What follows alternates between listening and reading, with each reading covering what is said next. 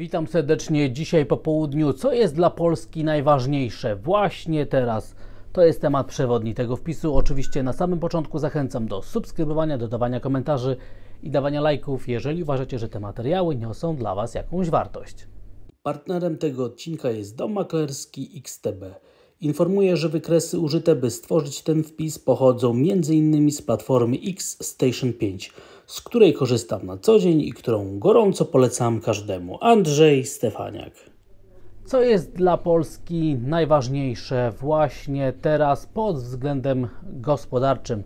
Drodzy Państwo, dzisiaj poznaliśmy niezwykle interesujące i ważne dla każdego z nas dane dotyczące wynagrodzeń i okazało się, że w marcu wyniosły one 12,6% na rocznej dynamice wzrostu i było to bardzo zbliżone do tego, jak chciał konsensus, co było przewidywane przez analityków.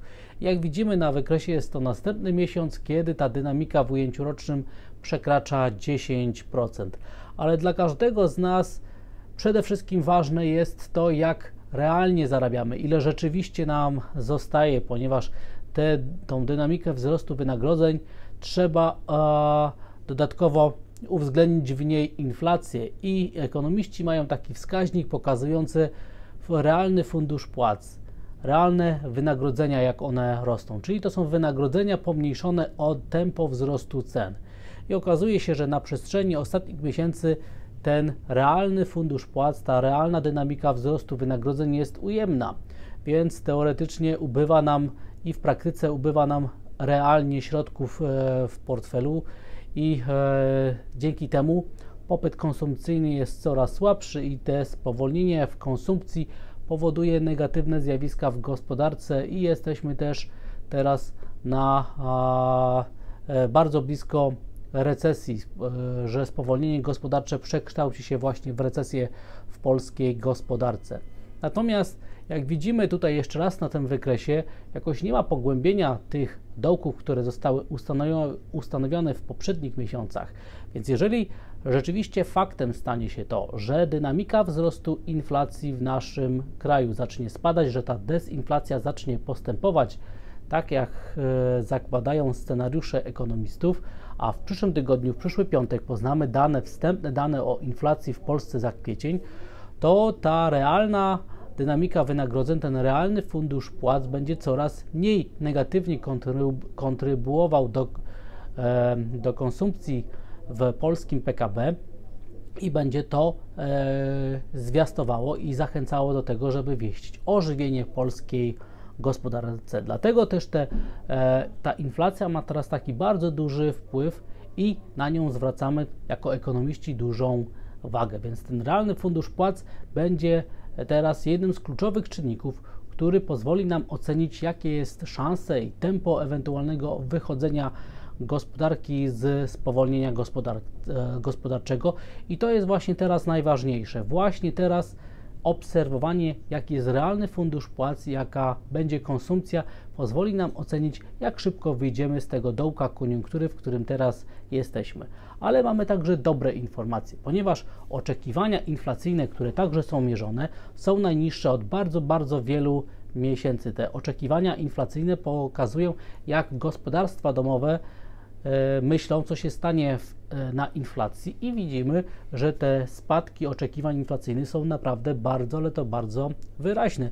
Więc naprawdę myślę, że rośnie i to bardzo silnie szansa na to, że inflacja w drugiej połowie roku stanie się jednocyfrowa i będzie znowu ten realny fundusz płac i realne wynagrodzenia będą dobrze kontrybuować pozytywnie do PKB i będziemy świadkami wychodzenia polskiej gospodarki z tego dołka, w którym teraz właśnie jesteśmy. Więc co jest najważniejsze teraz dla polskiej gospodarki?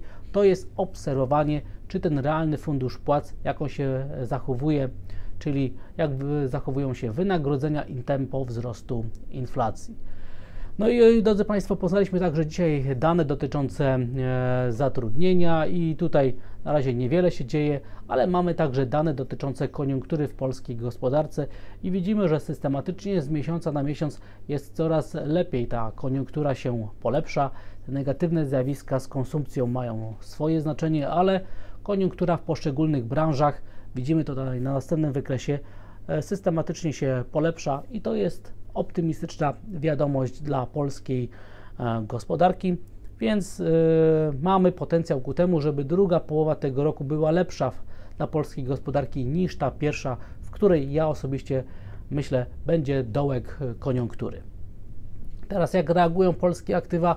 One oczywiście już to dawno zdyskontowały. W poprzednim roku, kiedy mieliśmy rekordy słabości krajowej waluty, polskich obligacji, giełdy papierów wartościowych, to właśnie wtedy dyskontowaliśmy te wydarzenia, które teraz się dzieje. I moi drodzy Państwo, ktoś w komentarzach pod poprzednimi wpisami pytał się, dlaczego giełda dyskontuje przyszłość, dlaczego się mówi, że giełda dyskontuje to, co się wkrótce będzie działo w gospodarce na przestrzeni 6 i 9 miesięcy, więc to jest teraz właśnie odpowiedź na to pytanie. Koniunktura się polepsza, jak widzimy na tych wskaźnikach i jest potencjał ku temu, żeby konsumpcja osiągnęła swoje apogeum minimum w drugim kwartale, czyli właśnie teraz, kiedy tworzę ten materiał. No a giełda papierów wartościowych w Polsce utworzyła swoje minimum w październiku i widzimy, że jest faktycznie przełożenie 6 do nawet 9 miesięcy, więc moim zdaniem giełda papierów wartościowych liczona przez indeks WIG20 znowu fantastycznie, klasycznie, tak jak uczą na wszystkich polskich szkołach, w wszystkich polskich szkołach ekonomicznych, że giełda dyskontuje to, co się będzie działo w gospodarce za 6 do 9 miesięcy i jest ogromnie prawdopodobnie, że faktycznie tak się stanie i że dołki na giełdzie zostały już utworzone w październiku w poprzednim roku, a teraz systematycznie będzie coraz lepiej na warszawskim parkiecie. Drodzy Państwo, także dzisiaj poznaliśmy dane dotyczące wskaźników PMI dla krajów europejskich, które będziemy dzisiaj zestawiać z danymi dla Stanów Zjednoczonych. Po godzinie 16 można się spodziewać reakcji rynku na te dane makroekonomiczne, ale warto zwrócić uwagę, co się dzieje w kwietniu. To są dane wstępne dotyczące pierwszego miesiąca drugiego kwartału i co one nam mówią. Dane PMI były dla sektora przemysłowego, dla sektora usługowego i generalny wskaźnik composite. Ja lubię posługiwać się wskaźnikiem composite i widzimy, że dla Francji, dla Niemiec, dla strefy euro były to dane lepsze niż skrajnie optymistyczne prognozy i bardzo podobnie jest także dla Wielkiej Brytanii.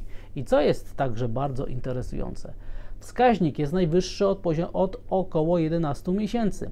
Natomiast subwskaźnik pokazujący, co się dzieje w przemyśle, bardzo wyraźnie spada, więc usługi się polepszają, natomiast przemysł tutaj wyraźnie się pogarsza i takie rozdwojenie widzimy jak na dłoni i także moim zdaniem niezwykle interesujące będzie to zestawienie z danymi makro o wskaźnikach PMI dla Stanów Zjednoczonych. Zobaczymy, czy te podobne mechanizmy występują. Jeżeli tak, no to wniosek będzie taki, że tutaj ten przemysł jest głównym winowajcą spowolnienia gospodarczego w strefie euro i w Stanach Zjednoczonych, jeżeli te tendencje się potwierdzą. Natomiast wygląda na to, że faktycznie tak się dzieje.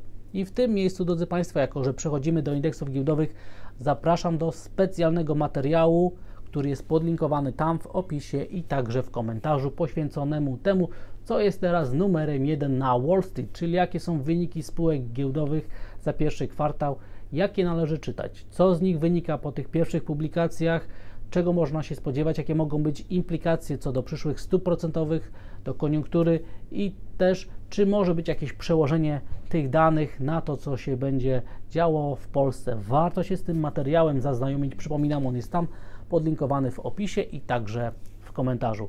Sam indeks Standard & Poor, teraz będę się posługiwał wykresami w ujęciu tygodniowym. Widzimy, że jakoś nie radzi sobie w okolicach 4200 punktów. No i pytanie jest, czy dowieziemy te poziomy do końca tego miesiąca, bo ze statystycznego punktu widzenia to kwiecień jest najlepszym miesiącem do inwestowania na spółkach w Europie. Bardzo podobnie jest też w Stanach Zjednoczonych, chociaż tutaj dominuje przede wszystkim końcówka roku, październik, listopad i grudzień, ale ten kwiecień także jest statystycznie bardzo dobry. No i pytanie, czy dowieziemy te poziomy, na których teraz jesteśmy na indeksach giełdowych w Stanach Zjednoczonych i też w Europie, czy też indeks DAX wyjdzie trwale nad poziom 16 tysięcy punktów, czy też nie. Do tego będziemy dzisiaj bliżej odpowiedzi na to pytanie. Kończymy tydzień. Zobaczymy, gdzie się ukształtują te zamknięcia. Natomiast jeżeli się okaże, że dzisiaj akcje są sypane i indeksy giełdowe raczej nie chcą rosnąć, tylko chcą spadać, to może być to negatywna przesłanka na ostatni tydzień kwietnia. Natomiast moim zdaniem rynek zareaguje na te dane, które dzisiaj poznaliśmy o wskaźnikach PMI i rynek będzie musiał się do nich dostosować. One mają duże znaczenie. Przypominam, to są wstępne, kwietniowe, czyli najbardziej świeże dane, jakie tylko możemy dostać. Na kolejnym ciekawym wykresie widzimy zadłużenie poszczególnych krajów strefy euro, gdzie to zadłużenie jest najmniejsze w stosunku do PKB, a gdzie przekracza ponad 100%. Ewidentnie widać tutaj podział na północ i południe. To może być zarzewieck różnego rodzaju problemów i perturbacji na rynkach finansowych w przyszłości, jeżeli stopy procentowe oczywiście osiągną takie pułapy, które nie będą akceptowane do gospodarek, no i będą się później przekształcały na problemy sektora bankowego, ale to jest moim zdaniem pieśń przyszłości. Patrzymy na zachowanie indeksów giełdowych, czy rynek przestraszy się spowolnienia gospodarczego i negatywnych zjawisk gospodarczych. Jeżeli tak będzie, to rentowności powinny spadać, a każdy dzisiaj spadek poniżej 3,5% moim zdaniem będzie ostrzeżeniem, że negatywne scenariusze mogą być rozgrywane na indeksach giełdowych w ostatnich dniach kwietnia, dlatego będę na to dzisiaj zwracał szczególnie dużą uwagę, a implikowane stopy procentowe na koniec tego tygodnia dla Stanów Zjednoczonych pokazują następujące zjawiska, że rynek nastawia się na jeszcze jedną podwyżkę w Stanach Zjednoczonych i jednak wycenia obniżkę pod koniec 2023, a dla strefy euro cały czas wycenia co najmniej 3 kolejne podwyżki stóp procentowych do końca tego roku i bez żadnej obniżki stóp procentowych. Tutaj rynek nie wycenia nawet początek przyszłego roku jako moment obniżek stóp procentowych. Euro jest stabilne. Na razie jesteśmy bardzo blisko poziomu 1,10 i być może zakończymy także tutaj cały tydzień. Warto obserwować teraz pary związane z jenem, które zaczynają się przygotowywać pod wydarzenia, które będą miały w przyszłym tygodniu miejsce. I tutaj widzimy, że rośnie implikowana zmienność na opcjach jednotygodniowych, więc tutaj rynek nastawia się, że może naprawdę bardzo bujać wszystkimi parami związanymi z jenem, a na rynku surowcowym obserwujemy, że trwa stabilizacja na cenie złota. Negatywnie widać zjawisko zatrzymania w okolicach górnego ograniczenia kanału wzrostowego na cenie srebra.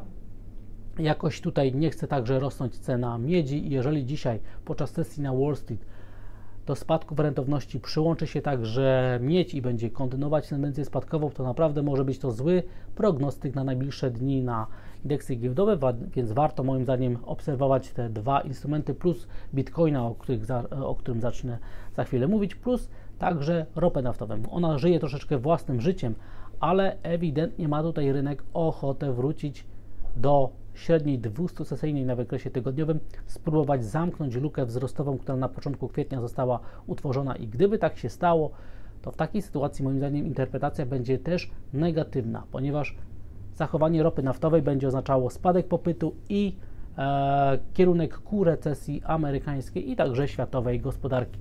I ten Bitcoin na sam koniec, jeżeli i on będzie spadać, to moim zdaniem jako wskaźnik wyprzedzający to, co się będzie działo na indeksach giełdowych, będzie zwiększał szansę, że te indeksy giełdowe raczej będą spadać niż będą rosnąć, a ten Bitcoin może być dobrym naprawdę wyznacznikiem tego, co się faktycznie wydarzy na całym rynku ryzyka. I na samym końcu oczywiście zachęcam do tego, żeby się zaznajomić z tym specjalnym materiałem, który jest tam podlinkowany w opisie i w komentarzu, poświęconym tematowi numer 1 na Wall Street, czyli wynikom spółek, jak je interpretować, co się dzieje, czy są dobre, czy są złe, te, które się na chwilę obecną pojawiły, czy mogą rzutować na politykę monetarną Fedu i czy będą jakiekolwiek konsekwencje tego dla polskiej gospodarki, dla polskich wyników spółek, dla tego, co się dzieje na warszawskiej giełdzie papierów wartościowych. Jeśli uważasz, że moja praca ma sens i jakoś Ci pomogła, to pod filmem kliknij w podziękuj, a potem kup i wyślij mi premię. Bardzo dziękuję za docenienie. Andrzej Stefaniak. Dziękuję za odsłuchanie tego materiału. Zachęcam do subskrybowania, dodawania komentarzy i dawania lajków. Jeżeli uważacie, że te materiały niosą dla Was jakąś wartość, Spokojnego weekendu, życzę dzisiaj dużej dodatniej stopy zwrotu i widzimy się i słyszymy w poniedziałek rano. Wszystkiego dobrego i pozdrawiam.